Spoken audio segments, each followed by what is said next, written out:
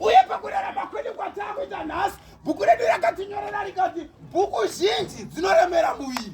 Kana muviri waremerwa unoenda unovata. Saka ina handiti murarame muri mubhuku zhinji asi mumweya mutsvene waMwari. Nokuti yamwe yamutsvene kana aburuka akagara mukati menyu, ndinoziva kuti soko rokunamata Mwari rinofamba zvakanaka.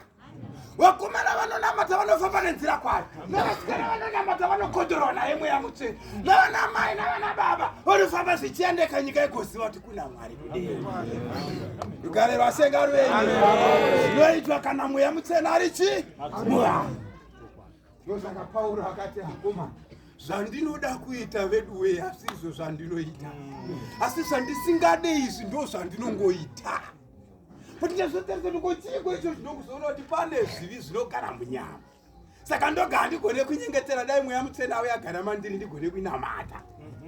Rugare rwasenga rwenyu.